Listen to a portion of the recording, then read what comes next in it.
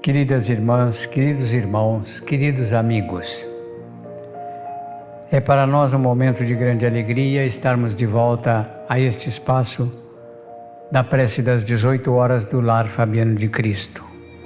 Ainda virtualmente, queremos agradecer a sintonia de todos e pedir ao Mestre Jesus que nos abençoe nesse nosso encontro para que obtenhamos a harmonização necessária e possamos auferir os benefícios de todas as vibrações de carinho, de paz e de amor que o Lar Fabiano de Cristo nos oferece neste espaço durante mais de 4 décadas, ininterruptamente. Então, queridos irmãos, que Jesus nos abençoe a todos e que possamos usufruir desse momento de oração e de prece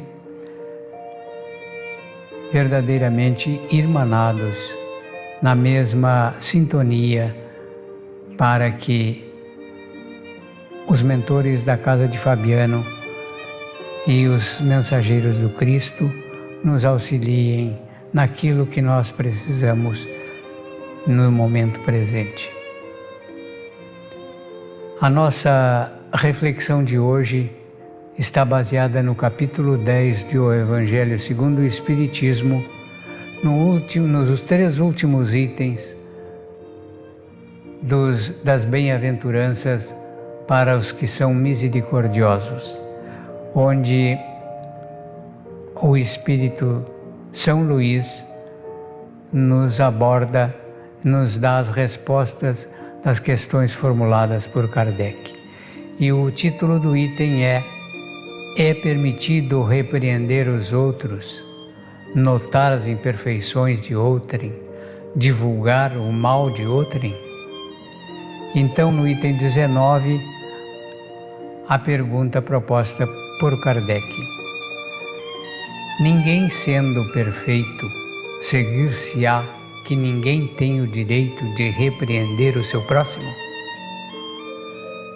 E São Luís responde: certamente que não é essa a conclusão a tirar-se, porquanto cada um de vós deve trabalhar pelo progresso de todos e, sobretudo, daqueles cuja tutela vos foi confiada.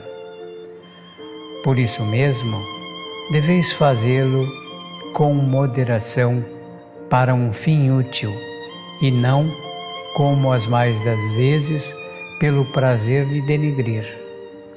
Neste último caso, a repreensão é uma maldade. No primeiro, é um dever que a caridade manda seja cumprido com todo o cuidado possível. Ademais, a censura que alguém faça a outrem deve, ao mesmo tempo, dirigi-la a si próprio, procurando saber se não a terá merecido ele mesmo. No item 20, a segunda questão proposta por Kardec: será repreensível notarem-se as imperfeições dos outros, quando daí nenhum proveito possa resultar para eles, uma vez que não sejam divulgadas? Então, a resposta de São Luís: tudo depende da intenção. De certo, a ninguém é defeso, ou seja, proibido, ver o mal, quando ele existe. Fora mesmo inconveniente ver em toda parte só o bem. Semelhante ilusão prejudicaria o progresso. O erro está em fazer-se que a observação redunde em detrimento do próximo, desacreditando-o sem necessidade na opinião geral. Igualmente repreensível seria fazê-lo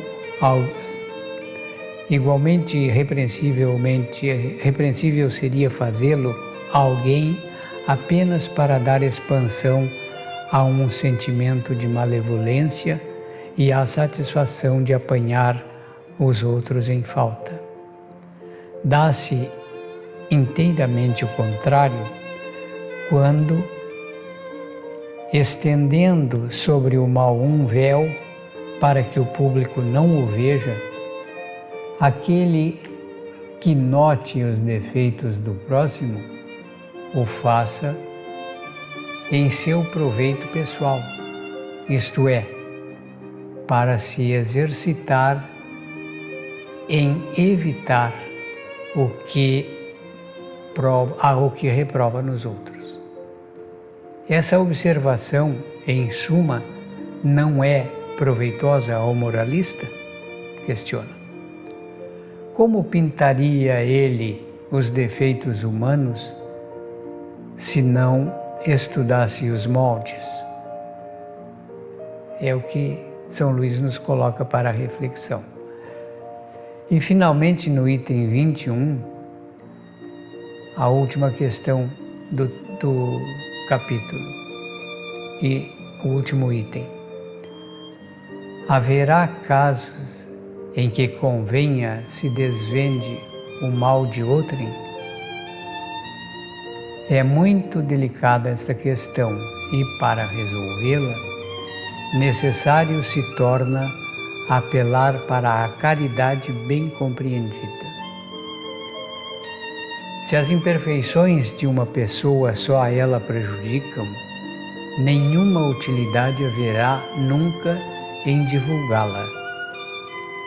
Se, porém, podem acarretar prejuízos a terceiros, deve-se atender, de preferência, ao interesse do maior número. Segundo as circunstâncias, desmascarar a hipocrisia e a mentira pode constituir um dever, pois mais vale caia um homem do que virem muitos a ser suas vítimas. Em tal caso, deve-se pensar e pesar a soma das vantagens e dos inconvenientes. São Luís, Paris, 1860. Então, queridos irmãos, quantas reflexões podemos tirar do que nos propõe o texto do Evangelho de Jesus, segundo o Espiritismo. Naturalmente que todos nós precisamos estar atentos às coisas os vícios que ainda temos com relação às coisas que comentamos e que repreendemos nos outros. Somos pródigos e rápidos em condenar, apontar o dedo para os nossos semelhantes sobre comportamentos que muitas vezes acabamos de cometer e esquecemos ou ignoramos de propósito para nos parecer melhores do que realmente somos. Nesse sentido, precisamos estar atentos e termos a humildade de aprender com os erros alheios para que possamos suprimir em nós as tendências que temos de apontar os erros dos outros. Quanto ao fato de dever ou não repreender ou divulgar os comportamentos alheios, devemos levar em conta sempre a utilidade que isto possa ter. Na verdade, por que vamos repreender, por que vamos divulgar os erros do nosso irmão quando só ele será o prejudicado ou quando nenhum proveito haverá para outrem a divulgação do erro? Só pelo simples vício da fofoca, da maledicência, isto é um comportamento que devemos suprimir em nós mesmos em primeiro lugar, antes de apontarmos as mazelas dos nossos irmãos. Então, queridos irmãos e amigos, tenhamos a humildade de buscar primeiro o reino de Deus e a sua justiça e não nos tornarmos justiceiros do nosso irmão, maldizendo as suas atitudes que nós mesmos cometemos não raro.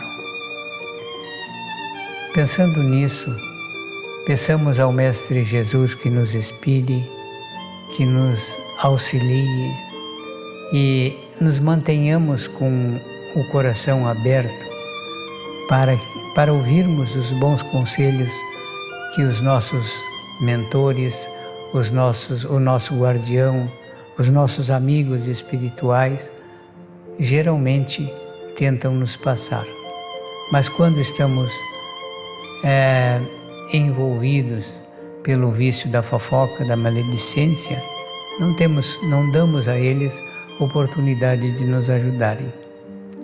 Então tenhamos humildade, serenidade, paciência e peçamos sempre aos nossos amigos espirituais que nos ajudem a nos tornarmos melhores a cada dia.